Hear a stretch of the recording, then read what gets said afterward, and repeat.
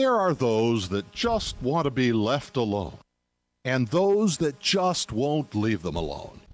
Which one are you? The Ernest Hancock Show.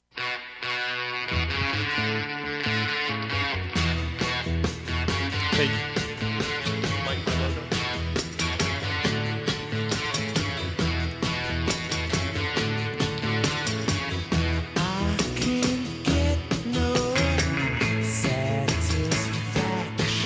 From government, from government, from government. Can't get no satisfaction from government.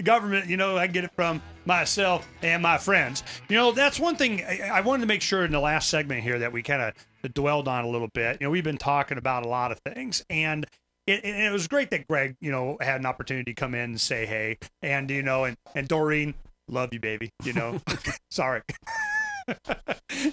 No, it's our wives that put up with us and make all this possible, you know. Hi, kids. You know, I wanted to make sure that in this last segment that we're talking about, you know, what's next, because one thing you're saying, will we be able to insulate ourselves from any collective force? You know, somebody beating us over the head because they love us, okay? And I'm going, you know. I see people that advocate for government like they're like magnets, all right? And government's like metal filings. And you know, you sprinkle the government, you know, out there, the magnets attract them, and they get these fields of influence, and they kind of try to suck you into it. And the more powerful the government is, the magnet, the bigger the fields are, and so on. And do you got to do away with the government, the metal filings, or is it the magnets, the people? I have always focused on the people, the magnet. You know, change them, and these metal filings just kind of have nothing to consolidate or attract to. You know, it's you'll just change us in the mirror kind of thing, man in the mirror. So what is the most effective way of doing that? Well, you want to give them just education, you know, what's going to happen. You kind of give them a little bit of clairvoyancy. You look into the future, you do the Dr. Paul thing, the anarchist thing, you know, this is how the world works thing. And then when it happens, they go, oh, I made a connection. I see what caused this demise of my standard of living. I don't want to do that again. Well, how do you do that? Well, you talk to people. You write on zerogov.com, and you advocate for this. You know, Stefan Molyneux does a good job. We try to do a good job here. You know, Gregg has had a big influence on me over the decades. So this has been the mechanism by which we have done this in the past. When it goes down, what is going to be the people that will stand up and say, I have a solution for you, and they start reconsolidating government again? That is the real battle, because the justification for government, its abusiveness, its growth, its expense, its enslavement for multiple generations with debt, that is all going to be, it's going to fall of its own weight to be reconstituted again. How do we prevent that, Bill? Well, in 1989, we had the Soviet Union start its collapse, which took about 2 years. And then we had, I think, between 17 and 19 nation states calve off from mostly the southern parts of the country then. The problem with all of this is that in 1917, when the Russian Revolution started, Woodrow Wilson started his own Soviet-style revolution here in these United States. They were both at the starting blocks. A minor player also was the Mexican PRI, which was also surprisingly consonant with the way the Marxists took over the Soviet Union. Wilson and Lenin took off out of the starting blocks. Well, the Russians lost in 1989. We got the gold medal for the perfect Soviet Union. We are a Soviet state when you think about it. What's happened in Russia since then has been rather ugly, but it hasn't really enhanced the ability of people to finally wake up and say, enough is enough. I've had my fill of government, because government, as you've said, always tends to fill the void. So it's an undiscovered country as far as what's going to happen here, but here's what we do know. We know two things. Number one, the inevitable economic collapse of the United States is a certainty.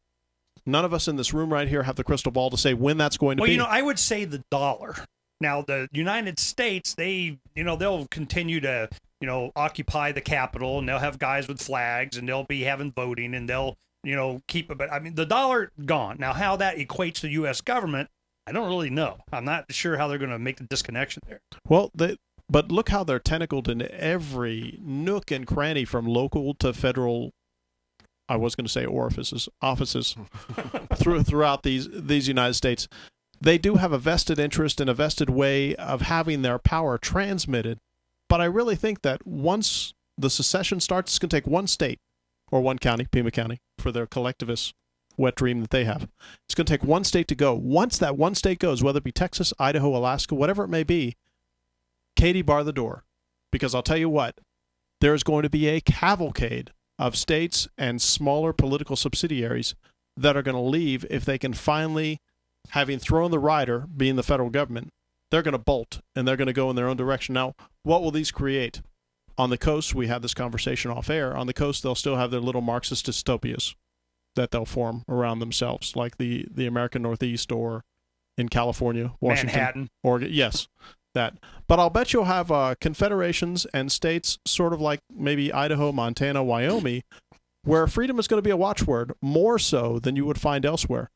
So amazingly, 50 or more states, having thrown off these federal tethers, are all going to be very interesting political experiments in self-organization, whether they do what the bi-coastal areas are going to do, whether they adopt a limited government stance, and I put that in quotation marks because like unconstitutional and constitutional, I think it has no descriptive value whatsoever. Maybe one or two of those experiments, though, will lead to people saying, you know what, it's time to either ratchet back or eliminate it entirely. And it also, we've got patient zero in the room right now with us. It's Gregg. Gregg is the one who put the anarchist meme in your head. Is that presumptuous? Yeah, one of the first, yeah. And my son is the one who did it for me. It happens one person at a time. It's going to happen over time. In this room, we may all be dust before people finally say, you know what, good God, what were they thinking by having government saddled over them? It could be hundreds of years from now where people be looking back at history and they're going to say, for 5,000 years, those people were demented. They were in some kind of psychosis where they thought that people had to be there to whip them. It has to go through a process. And the one process that I can see is that's why they call it revolution. It just keeps coming around. And they keep doing it because it keeps working. If they go, let's see, we got to wag the dog here and change the lead, get the story off the front page and so on. So when Obama, I get a call from one of my writers and he goes, Ernie, Obama's going to make an announcement from the White House. He's breaking into Donald Trump's show. And I go, all right, it's time to start looking around you. What are they distracting from? We got the birth and the school records of Obama. That was becoming a joke. They released a layered, Illustrator thing. I mean, come on. Then you have silver in the economy. You have, are we invading Syria or Iran? I mean, what the heck? Let's look around first before we get so focused on whatever the heck he's going to announce. And it was the Osama thing. So I'm going, look around.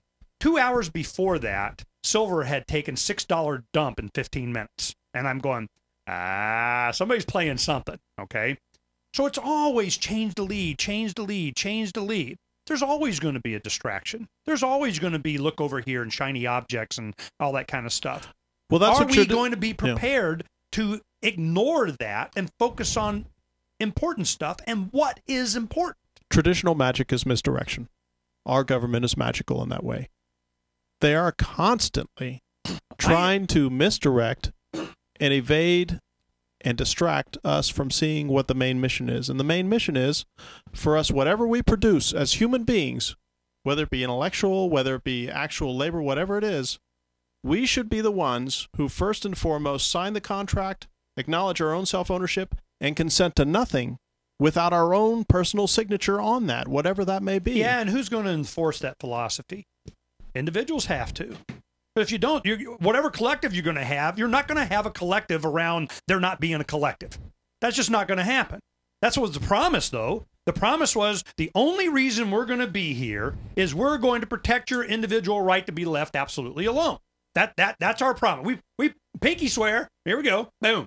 You give us the authority and the power and the military and the police force and the monopoly of and all this. You know what we're going to do? We're going to use this entire process to protect you from people that would take that collective power and rule you. And scum rises to the top. And how'd that work out for us?